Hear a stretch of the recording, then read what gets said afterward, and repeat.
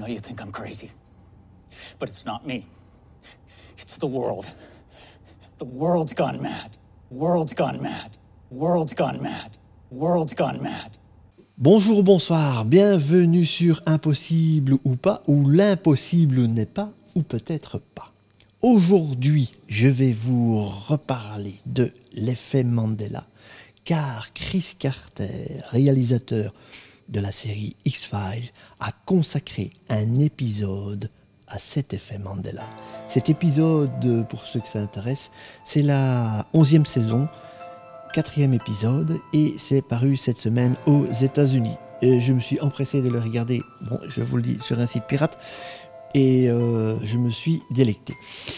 Voilà, donc maintenant, je vais vous montrer encore quelques bizarreries de cet effet Mandela, auquel peut-être je n'y crois pas, parce que c'est simplement mon cerveau qui me joue des tours, via le biais cognitif, comme disent ceux qui pratiquent la neuroscience, les neurologues, les hypnothérapeutes, enfin toutes ces personnes, car on peut manipuler le cerveau, c'est tout à fait possible. D'ailleurs, dans cet épisode de X-Files, ils en parlent, ils en font allusion.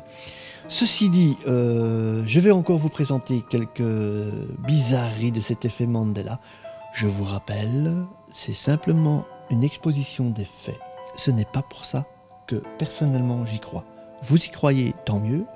Vous n'y croyez pas, tant mieux aussi.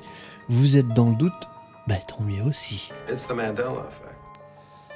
Nouvelle bizarrerie avec cet effet Mandela, nous allons parler de Toutankhamon et sa coiffe, où beaucoup de gens, même moi, croyaient qu'il y avait un seul serpent sur sa coiffe. Et vous pouvez remarquer sur la photo qu'il y a maintenant deux animaux. Il y a un aigle et il y a un serpent. Tout le monde me dit, mais oui, mais c'est vrai, il avait qu'un seul serpent sur sa coiffe. Pourquoi il a deux animaux maintenant sur sa coiffe? Eh bien, je crois que j'ai peut-être une réponse là-dessus, c'est que il y a eu plusieurs pharaons, et quand vous voyez la coiffe de certains pharaons, ils ont juste qu'un seul serpent sur leur coiffe. Donc, je ne sais pas ce que ça signifie, je ne suis pas égyptologue, mais sur ces coiffes, il y a différents animaux. Donc ici, c'est un serpent et ce que je crois être un aigle. Et ce que je vois, c'est qu'il y en a deux sur la tête de Toutankhamon, et sur Akhenaton, il n'y en a qu'un seul. Et je crois que nous avons confondu et que notre cerveau a tout mélangé. Et ça, ce serait donc un effet Mandela qui serait explicable. It's the Mandela effect. On continue dans l'Égypte avec une divinité qui s'appelle Khépri. Et oui, cette divinité a une tête de scarabée. Elle est représentée dans les dessins, dans les tombeaux des pharaons. Et personnellement, je n'ai jamais entendu parler d'une divinité avec une tête de scarabée. On sait que Khépri, en fait, fait partie de la mythologie égyptienne, forcément, et qu'elle est associée au soleil et au symbole de la Renaissance. On savait que les Égyptiens avaient des divinités comme le bélier, le chacal, le cobra, le faucon, mais le scarabée, on le savait aussi, en bijoux. Mais un pharaon avec une tête de scarabée, jamais entendu parler. On me dit aussi que c'est un effet Mandela. It's the Mandela effect. Tout le monde connaît la sculpture de Auguste Rodin, le penseur de Rodin. Faites un petit jeu à la maison, demandez à votre entourage de mimer le penseur de Rodin. Certains le feront avec la main sur le front et d'autres le feront avec la main sur le menton. Alors, quelle est la bonne réponse? Pour ma part, j'ai un souvenir du penseur de Rodin avec la main sur le front. Mais d'autres personnes ont le souvenir que la main est sur le menton. Encore bizarre, n'est-ce pas? It's the Mandela effect. Si vous êtes un fan comme moi, vous avez certainement connu la série Noir et Blanc, la 4e dimension.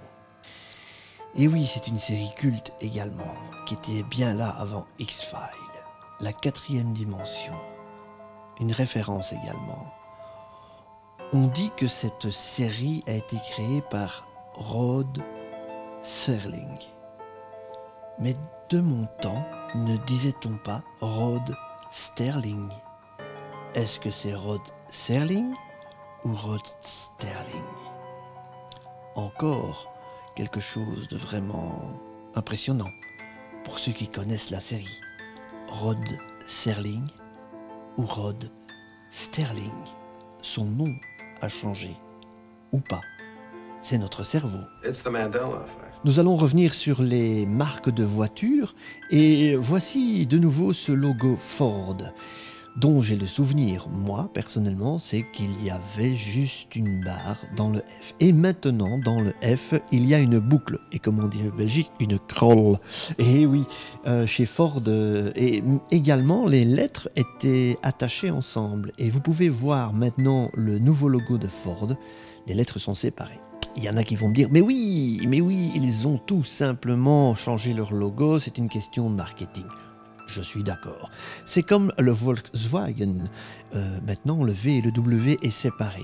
Mais pourquoi? Moi qui étais fan de la New Beat dans les années 80, en 1987, vu que je suis belge, j'ai dansé la New Beat, et oui. Et je me souviens avoir porté des bijoux VW. La lettre était attachée, le V et le W étaient attachés. Et même, on représente les danseurs de New Beat en Belgique avec un VW attaché de la marque Volkswagen. Alors l'explication, c'est peut-être, comme je le dis dans ma première vidéo, c'est qu'il y avait des voitures qui ont été construites au Mexique.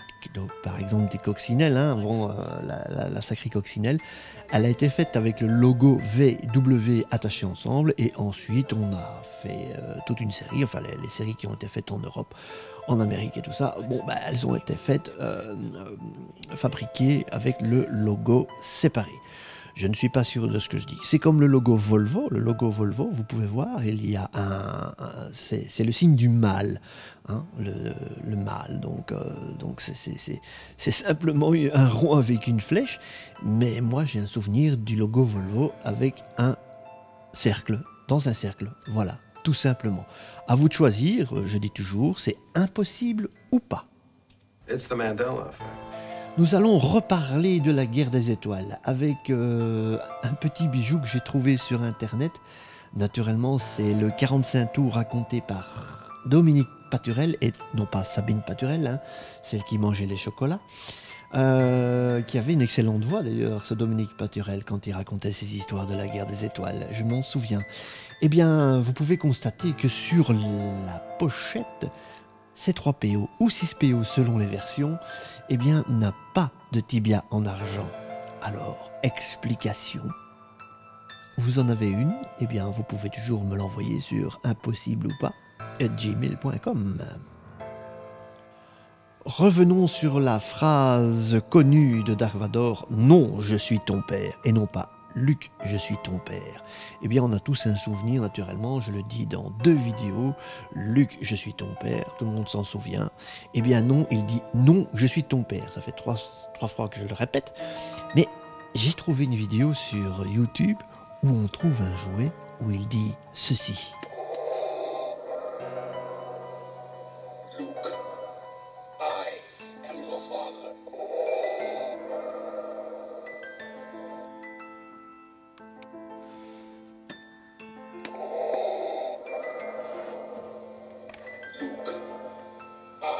Il le dit en anglais. Luke, I'm your father. Luke, je suis ton père. Alors, est-ce à cause du jouet qu'on a retenu Luke, je suis ton père, ou tout simplement, il y a un bug quelque part? C'est à vous de me l'expliquer. Est-ce impossible ou pas? It's the Mandela effect. What do you mean? When someone has a memory of something that's not shared by the majority or the factual record. For instance, there are some people that have a memory of seeing a movie called Shazam, starring Sinbad as an irrepressible genie. Even after it's pointed out to them, they're probably thinking of a movie called Kazam, starring Shaquille O'Neal as an irrepressible genie, especially because the movie called Shazam was never made. Le lendemain de la mort de Nelson Mandela, le 16 décembre 2013, on a dévoilé une statue qui se trouve à Pretoria. Et cette statue, il y a dans l'oreille de Nelson Mandela un lapin. Pourquoi avoir mis un lapin dans l'oreille droite de Nelson Mandela? Est-ce que ça représente le lapin de Alice au pays des merveilles? Est-ce un signe? Les sculpteurs savaient? Ou bien c'est une petite blague? À vous de choisir.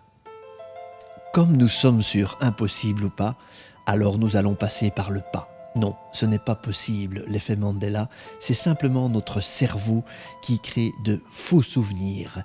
Et pour cela, je vais vous passer un petit extrait d'une émission qui est passée sur Arte. Notre cerveau serait donc coupable de quiproquo, de confondre l'imagination et la mémoire. Comment se fait-il que les millions d'années d'évolution n'aient pas conduit à une machine à souvenirs plus fiable? Un ordinateur, lui, stocke définitivement et sans erreur des milliards de données. Sommes-nous condamnés à être trahis par notre propre cerveau? Pascal Roulet, qui mène ses recherches à l'université de Toulouse, sonde depuis des années les mécanismes à l'origine de cette imperfection. Il a fait une découverte incroyable. Nous modifions nos souvenirs quand nous les utilisons. Se rappeler change le souvenir.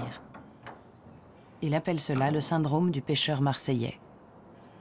On va prendre un pêcheur, il prend un poisson de 10 cm. Donc il va mémoriser l'information, j'ai pris un poisson de 10 cm. Le lendemain, si quelqu'un l'interroge sur ce qu'il a pris la veille, comme il est marseillais, il va avoir tendance à exagérer un petit peu. Donc il va répondre 20 cm. Le problème, c'est qu'il va mémoriser l'information initiale plus l'exagération. Donc il va mémoriser en mémoire à long terme un poisson de 20 cm. Quand une semaine plus tard, on va lui demander « qu'avez-vous pris il y a une semaine ?», il va se souvenir d'un poisson de 20 cm. Et comme il est marseillais, il va rajouter un petit peu, et donc ça va faire un poisson de 30 cm. Et il va stocker cette information de nouveau en mémoire à long terme. Donc ce qui est intéressant ici, c'est qu'il y a une évolution progressive du souvenir. À chaque fois qu'on va réactiver le souvenir, eh bien, on va ajouter des petits éléments, et le souvenir initial et le souvenir final peuvent être très différents. À chaque fois que l'on se souvient d'une situation, une modification, un nouveau détail est susceptible de se glisser dans le souvenir. Des lapins, des poissons, un cerveau défaillant, et oui, ça s'appelle le syndrome du pêcheur marseillais, l'effet Disneyland, et actuellement, l'effet Mandela, tout simplement. Alors, sommes-nous manipulés? Sommes-nous tout simplement hypnotisés? Ou notre cerveau a vraiment un problème? Voilà, c'était la dernière vidéo sur l'effet Mandela. Je vous invite à cliquer sur le petit pouce bleu, de faire des commentaires, positifs ou négatifs, et je vous retrouve bientôt pour une autre vidéo. Au revoir. But what if I don't remember either movie? You win!